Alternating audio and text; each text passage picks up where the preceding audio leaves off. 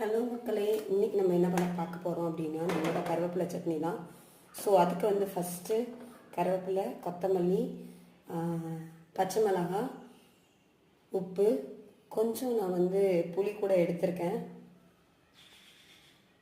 Next இதுக்கு தேவையானது என்ன அப்படின்னா நம்மளோட கடுகு தான். ஸோ இது எல்லாத்தையும் ஆட் பண்ணி எப்படி செய்கிறதுன்னு பார்க்கலாம்.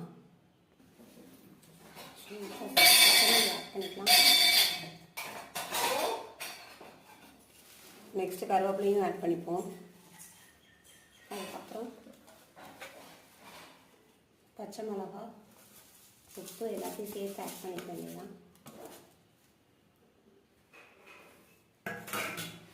ஸோ நம்ம ஏற்கனவே எடுத்து வச்சுருக்கோம் இல்லையா புளி தண்ணி, ஸோ அது என்ன பண்ணிக்கலாம், ஊற்றிக்கலாம்.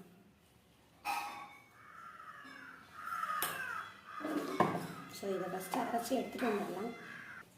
இப்போது நம்ம வந்து நல்லா அரைச்சாச்சு. ஸோ இதில் வந்து இப்போது நம்ம ரெடி பண்ணி வச்சுருக்க இந்த கடுகை வந்து போட்டுடலாம்.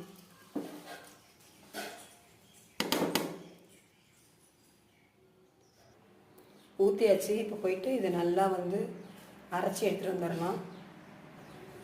கடுகு போட்டு நல்லா அரைச்சாச்சு. ஸோ இப்போ என்ன பண்ணுவோம் அப்படின்னா கொஞ்சம் நல்லெண்ணெய் விட்டு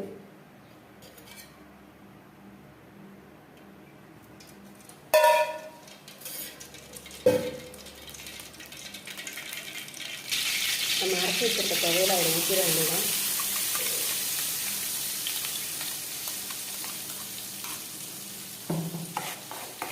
ஸோ நல்லா கொதிக்க விட்டு எடுத்தோம்னா நம்மளோட கருவேப்பிலை சட்னி ரெடி. அவ்வளோதாங்க. நல்லா எண்ணெய் பிரிஞ்சு வந்துடுச்சு. ஸோ நம்மளோட கருவேப்பிலை சட்னி ரெடி ஆகிடுச்சு. இதை இட்லி, தோசை, சாதம் எல்லாத்துக்குமே தொட்டு சாப்பிட்லாம். அண்ட் இதை வெளியில் வச்சுருந்தா கூட 2-3 டேஸ்க்கு வீணாகவே ஆகாது. ஸோ சூப்பரான நம்மளோட கருவேப்பிலை சட்னி ரெடி ஆகிடுச்சு. அண்ட் தென் ஹெல்த்தியும் கூட. ட்ரை பண்ணுங்கள், எப்படி இருக்குன்னு சொல்லுங்கள். தேங்க்யூ.